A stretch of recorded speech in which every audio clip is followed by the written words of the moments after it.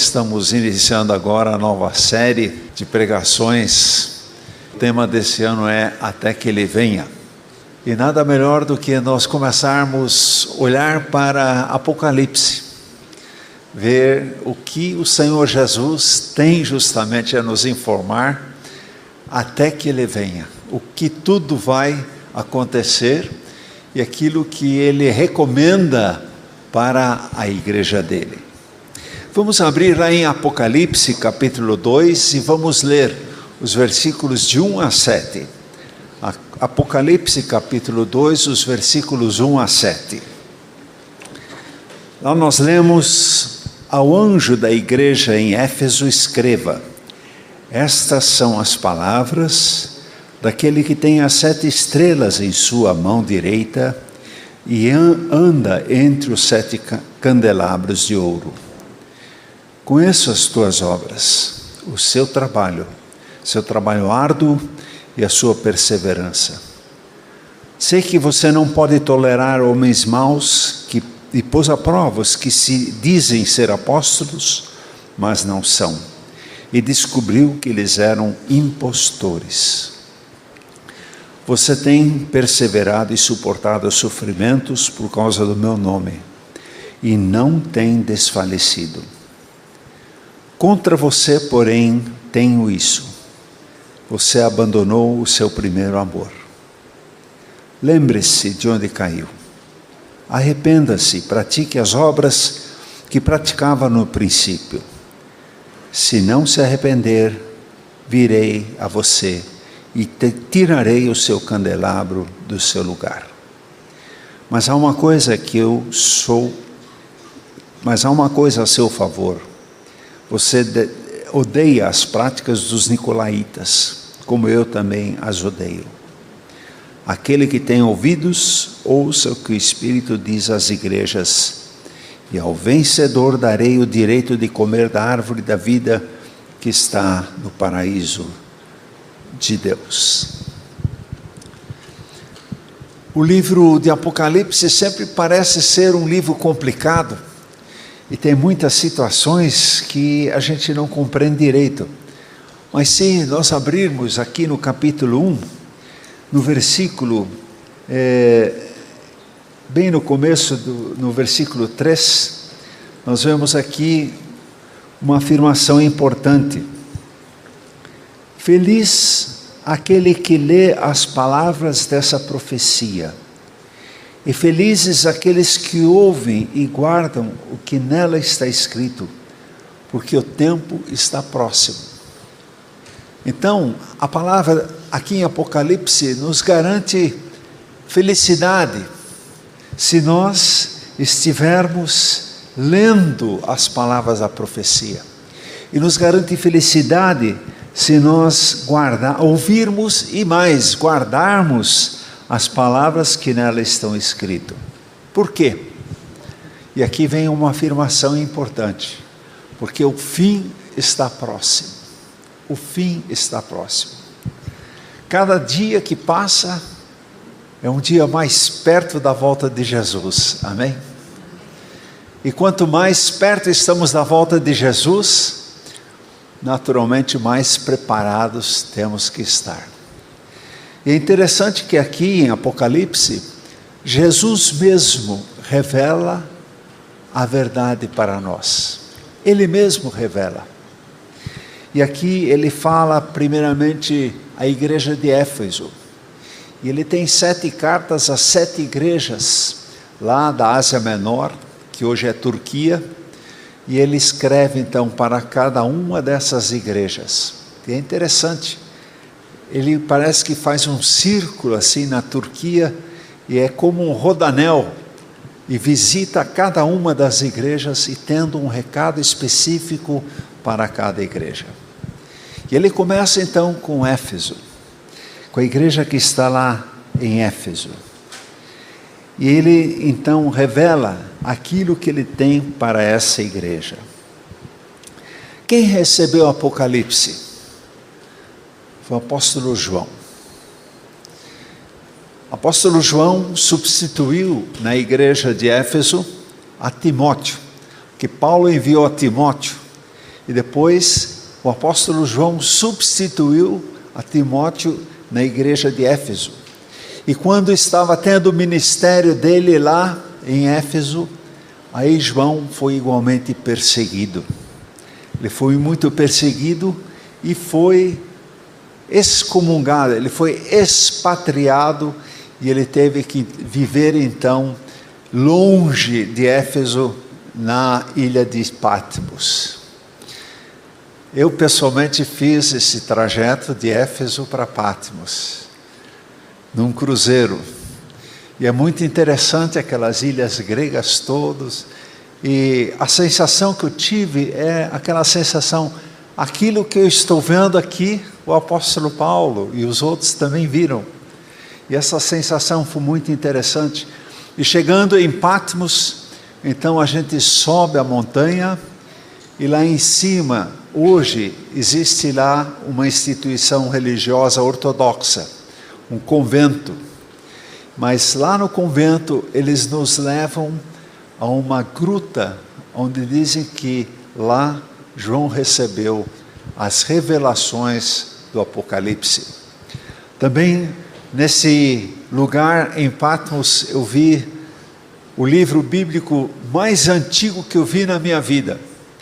Era o Evangelho de Marcos, escrito em grego, em cima de peles, bem juntinho, do ano 300. Quer dizer, realmente um livro de quase 1800 anos de idade, o Evangelho de Marcos.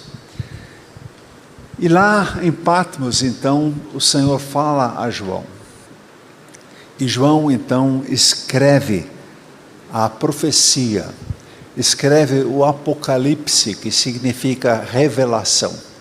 E a primeira carta, então, é designada à igreja de Éfeso, a segunda para Esmirna, Pérgamo, Tiatira, Sardes, Filadélfia e Laodiceia. Então, os pastores vão pregar nos próximos 7 domingos a carta para cada um da igreja, para cada igreja, e mostrar realmente o que Deus está falando para aquelas igrejas. Mas algo que é muito importante, essas cartas foram escritas para as igrejas do primeiro século, mas são cartas atemporais. Elas também valem para a Igreja Evangélica Livre em São Paulo, para as igrejas atualmente, porque a palavra de Deus ela é atual. Apesar de ter sido destinado a Éfeso, ela serve para nós também. Serve para cada igreja essa exortação. Então são cartas atemporais. E Apocalipse então foi escrito no reinado de Domênico, quando Domênico era César, era rei no Império Romano. E assim como Nero perseguia os cristãos em Roma, Domênico expandiu a perseguição aos cristãos, porque Domênico ele queria ser reconhecido como divindade, ele se considerava um Deus e queria ser elogiado, queria ser louvado como Deus, e não admitia nenhum concorrente. E os crentes, eles não adoram a outros deuses, nem adoram as pessoas, nós adoramos somente ao Senhor Jesus. Essa é a característica dos crentes, só adoram ao Senhor Jesus, não prestam culto a outros deuses. E por causa disso, então, a igreja em Éfeso e também essas 7 igrejas começaram a sofrer uma perseguição muito grande, porque não adoravam a César, somente adoravam a Deus, né? Então era exigido César Curios, César Senhor, César Deus. E o cristão respondia Christos Curios. Somente Jesus é o nosso Senhor. Nós não temos outros deuses além do Senhor. E aqui então a igreja começa a passar por essa perseguição. Mas, como vimos no texto, a perseguição não era o único problema pelo qual a igreja passava. Havia 2 outros problemas graves. O segundo problema, além da perseguição, os falsos profetas. começaram a entrar na igreja homens e mulheres dizendo que estavam cheios do Espírito Santo e trazendo revelações diferentes a respeito das coisas de Deus. E esse é um problema que a igreja também enfrentava, os falsos mestres.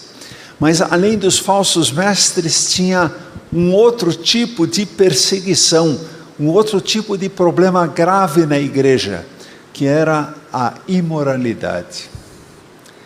O que tem? Todo mundo faz, eu também faço. O que tem? Dizem que não pode, mas todo mundo faz, e a gente vai baixando os padrões morais, vai baixando realmente os princípios divinos, e de repente é tudo permitido na igreja. É uma forma de perseguição também, quando nós nos amodoamos ao mundo. É a pressão que o mundo exerce sobre nós. Mas o crente, ele é diferente. O crente, ele procura seguir ao Senhor Jesus e não seguir ao mundo. E essa é a nossa luta diária. Vamos seguir ao mundo ou vamos seguir aquilo que o Senhor Jesus nos dá? É uma pressão, era uma perseguição. Então, perseguição física, perseguição espiritual e perseguição moral. Interessante, são as três coisas que ainda hoje afligem a igreja do Senhor Jesus Cristo. Nós vemos a perseguição do império, vemos a perseguição intelectual, onde que falsas doutrinas começam a tentar entrar na igreja, e temos também a perseguição moral, onde os padrões éticos são baixados, deixados de ser vividos, e a igreja então fica exposta à imoralidade, fica disposta aos membros decaídos. No Brasil, como evangélicos, não sofremos mais perseguição física, como era há 150, 200 anos atrás. Ser crente era problema. E muitas vezes, pelo fato de você ser crente, você recebia pedradas. Crente não podia ser enterrado em cemitério público. Por isso hoje temos vários cemitérios protestantes, porque não era permitido o crente ser enterrado num cemitério público, ou seja, cemitério católico. E havia, por exemplo, no Nordeste também uma perseguição mais forte ainda, quando vinham os missionários trazer a Bíblia para o povo brasileiro. Então, digamos, hoje não temos a perseguição física no Brasil, mas outros países passam por essa perseguição de uma forma muito intensa, a começar pela Coreia do Norte, onde se você for pego como crente, você é automaticamente condenado e afastado. Não é permitido qualquer encontro entre crentes, são muito perseguidos. Outros países, por exemplo, Paquistão, Afeganistão, Mali, inclusive a Índia. Tivemos uma reunião da nossa convenção internacional lá na Índia. E enquanto estávamos tendo a convenção na Índia, a polícia chamou os jovens para uma conversa. Por quê? Porque os jovens da Evangélica Livre estavam evangelizando publicamente na Índia e foram proibidos, e disseram: se vocês forem pegos de novo, todos vocês vão ser expulsos. Vários pastores que chegaram na Índia para assistir à conferência, quando viram os documentos, quando foram checados, foram sumariamente mandados de volta. E então nós vemos cada vez mais os crentes também sendo perseguidos por causa da fé. Mas em outros lugares, e aqui eu incluo o Brasil, nós sofremos com as falsas doutrinas, nós sofremos com os pensamentos materialistas, onde na igreja o dinheiro começa a tomar lugar de Jesus Cristo.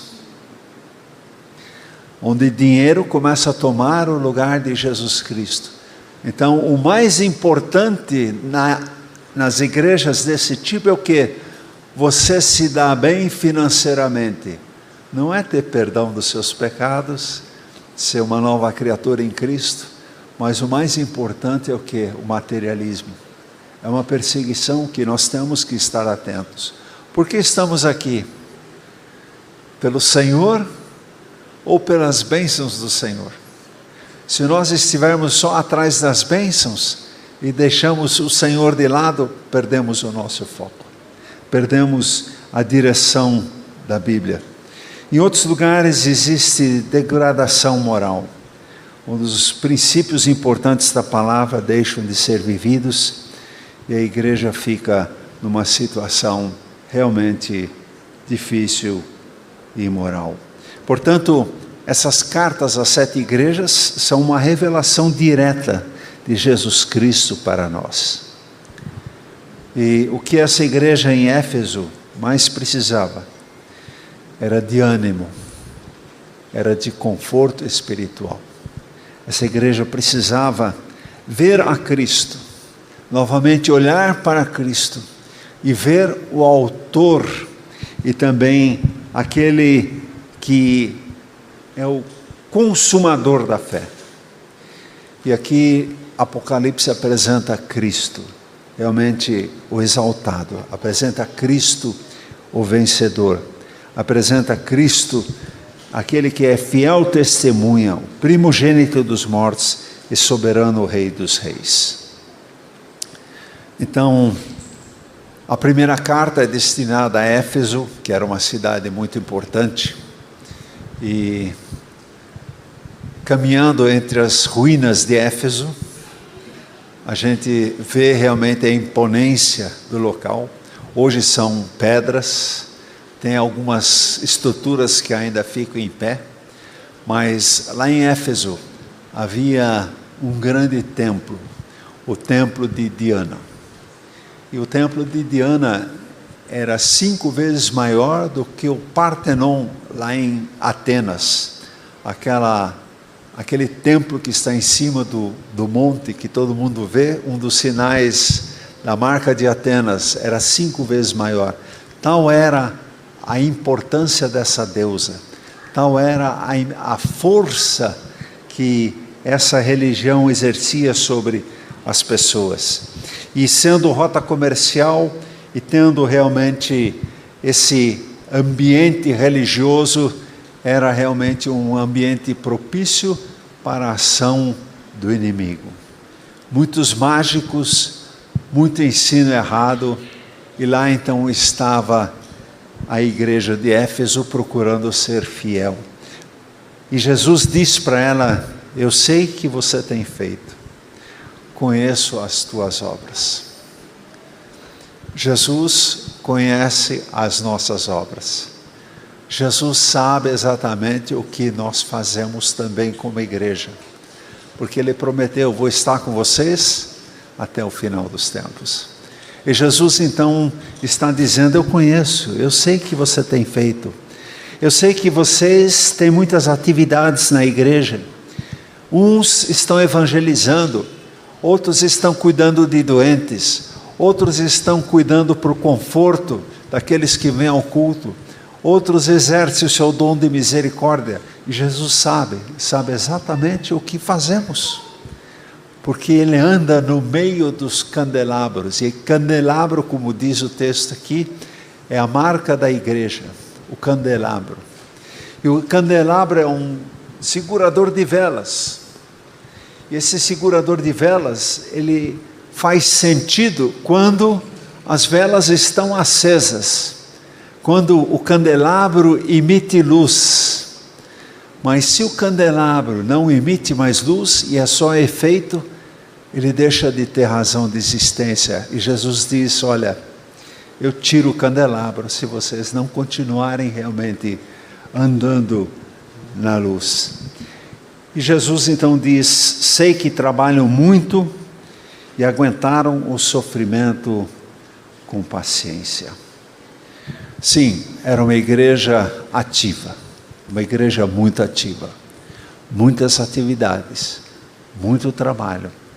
Eu sei que essa igreja aqui também tem se empenhado. Muito trabalho, muita dedicação. E temos tido atividades, temos tudo. Mas aqui Jesus conhece, Ele sabe. Eu sei também das dificuldades, das oposições que vocês já passaram. E por quê? Porque o ambiente era um ambiente hostil.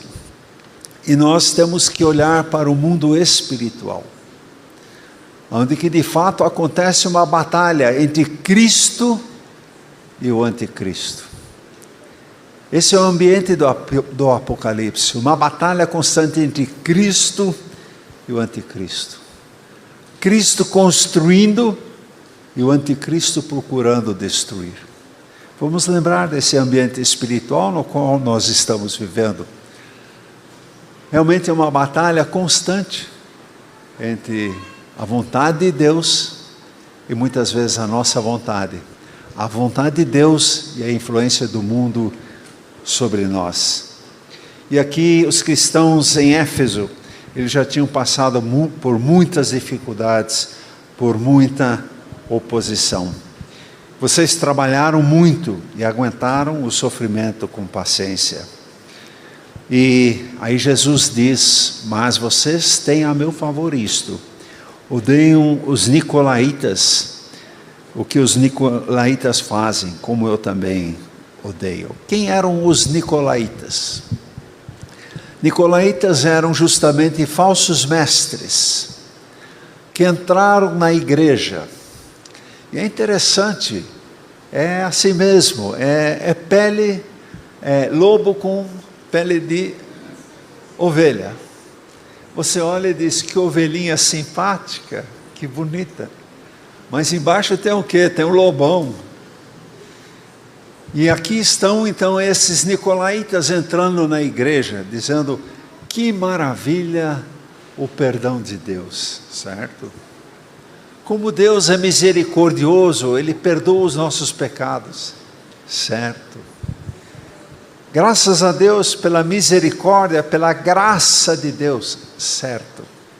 Só que aí eles aumentavam e explicavam. Sabe, gente, já que Deus perdoa, já que Deus é misericordioso, já que Deus sempre vem ao nosso encontro, que tal a gente pecar mesmo? Então vamos aproveitar, vamos pecar mesmo. Vamos entrar numa vida imoral, vamos aprontar muito, porque se o pecado é grande, a graça é maior ainda. Esse era o ensino. Ou seja, carnaval está aí, aproveita. Depois você vem e pede perdão, e está tudo resolvido. Fiquei sabendo que, em algumas casas no carnaval, as pessoas põem toalhas em cima dos santos, para eles não enxergarem o que está acontecendo. Queridos, são situações que levam o quê? A frouxidão. Depois a gente acerta. Quarta-feira de cinzas, estamos aí. E tudo resolvido. Mas sabe, eu lembro da escola dominical, onde a minha professora explicou a coisa de uma forma muito clara. Ela disse que cada vez que você peca, aí você pega um prego e bate numa tábua, o prego. Pecou de novo, põe um prego na tábua. Pecou de novo, mais um prego, prego. Aí você pede perdão para Deus. Então, sabe o que Deus faz? Tira todos os pregos. Mas o que fica na tábua? A marca do pecado. Para a gente se lembrar, pequei. E quanto mais prego, mais marca. Então, que tal não deixar pregar prego na tábua? É melhor. Deus perdoa. Ele perdoa, Ele é misericordioso. Mas não podemos usar isso como justificativa para pecarmos. Paulo diz claramente, de jeito nenhum. Devemos pecar mais? De jeito nenhum. Buscando realmente a vida em santidade. E aqui lembramos de 1 João 4:1. Meus queridos amigos, não acreditem em todos os que dizem que têm o Espírito de Deus. Ponham à prova essas pessoas para saber se o Espírito que elas têm vem mesmo de Deus. Colocar à prova. E como é que a gente coloca à prova se aquilo que está sendo ensinado vem de Deus, é do Espírito de Deus? Novamente, a palavra. Está na palavra, aceitamos. Não está na palavra, não aceitamos. Pastor, está certo que não está na palavra, mas funciona. Quantas vezes a gente escuta, mas funciona, está certo. Espera aí, está na palavra? Não está na palavra, a gente não faz. Está na palavra, a gente faz. Esse é o nosso critério, o discernimento espiritual. E aqui, a igreja de Éfeso colocou à prova esses falsos apóstolos. E colocando eles à prova, perceberam que não eram apóstolos. No meu tempo a gente ia para a igreja de Bíblia, debaixo do braço. Hoje alguns antigos ainda vão de Bíblia, a maioria vai de celular, certo? Mas por que nós vamos de Bíblia ou de celular para o culto? Para ver se aquilo que o pastor Klaus está pregando é verdade, amém? É para checar. Esquisito isso que o pastor falando, deixa eu ver. Os bereanos faziam isso. Eles escutavam, não aceitavam na hora. Chegavam em casa e concordo. E aí aceitavam.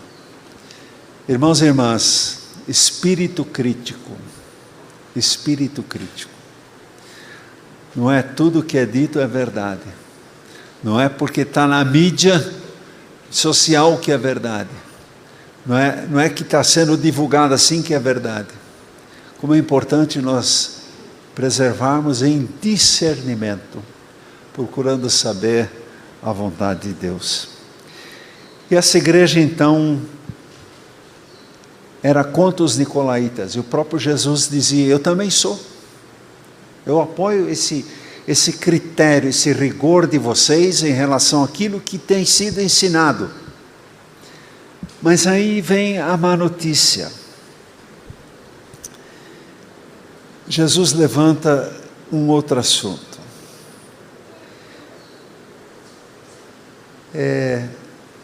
Tem uma coisa contra vocês. A igreja de Éfeso não era perfeita. A nossa também não é. A nossa também não é. E como é importante a gente estar ouvindo o que o Espírito diz. E Jesus diz aqui, olha, eu tenho porém uma coisa contra vocês. É que agora vocês não me amam como me amavam no princípio. Sabe quando o relacionamento com o Senhor começa a virar rotina? Vira rotina, a gente vai para o culto, a gente participa do estudo bíblico, a gente participa do EBD, e a gente trabalha para a igreja, trabalha para Cristo. E deixamos o amor pelo Senhor esfriar. Deixamos de amar o Senhor e apenas trabalhamos para o Senhor. Conhece isso? Não, mas eu participo, eu trabalho para o Senhor, amém. Mas Jesus diz aqui para a igreja, olha, o que é realmente importante? Vocês me amarem. Me amarem em primeiro lugar, sobre todas as coisas. Me amarem. E o resto é consequência. E Jesus então identifica na igreja de Éfeso a falta de amor por Ele. Mas Ele dá uma sugestão. Ele diz, lembre-se aonde vocês caíram. Arrependam-se dos seus pecados e façam o que faziam no princípio. Arrependam-se dos seus pecados. E a igreja de Éfeso, como também a nossa, é convidada a voltar a ser a igreja do amor. A igreja do amor. O que mais impressiona uma pessoa quando está numa igreja viva, numa igreja onde o amor de Cristo é sentido, é o calor, o cuidado humano. E aqui não só o trabalho, mas o verdadeiro amor que atrai as pessoas. Então Jesus convida aqui para que a igreja volte ao seu primeiro amor. Interessante, Jesus deixou muito claramente esse mandamento amor para nós. Que nós devemos amar a Deus de todo o coração, de todo o entendimento, de toda a força. E devemos amar o próximo como a nós mesmos. E isso excede holocaustos e sacrifícios. O que é mais difícil, trabalhar para o Senhor ou amar ao Senhor? Para nós homens, amar é uma decisão. As mulheres têm mais facilidade de amarem, mas para nós homens é sempre de novo a decisão. Eu vou amar o Senhor sobre todas as coisas. Eu vou colocar o Senhor Jesus em primeiro lugar na minha vida.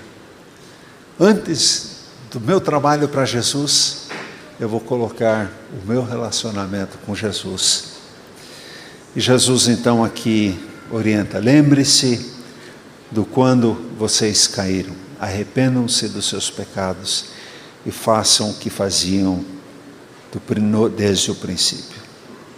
Então, a igreja é convidada a retornar ao que era, que é ser igreja do amor. Queridos, vamos ser igreja do amor? Vamos ser igreja do amor, retornando ao Senhor em primeiro lugar, o amor ao Senhor sobre todas as coisas. E as boas obras que Ele preparou de antemão acontecerão na vida de cada um.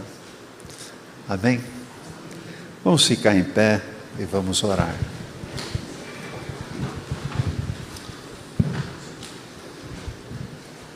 Senhor, nós não queremos esfriar no nosso amor pelo Senhor. Queremos colocá-lo sempre de novo sobre todas as coisas, em primeiro lugar na nossa vida. Queremos em primeiro lugar te amar sobre todas as coisas. E depois sim, trabalhar para o Senhor em gratidão. Mas não queremos apenas trabalhar para o Senhor sem te amar. Ajuda-nos, Senhor, a voltarmos ao primeiro amor, assim como o Senhor tem falado à igreja de Éfeso. Obrigado porque o Senhor também nos está falando agora, em nome de Jesus. E que como igreja possamos ser conhecidos pelo amor que temos ao Senhor e pelo amor que temos uns aos outros, vivendo em comunhão, vivendo em fraternidade, vivendo apoiando uns aos outros, expressando de uma forma prática o nosso amor ao Senhor. Em nome de Jesus. Amém.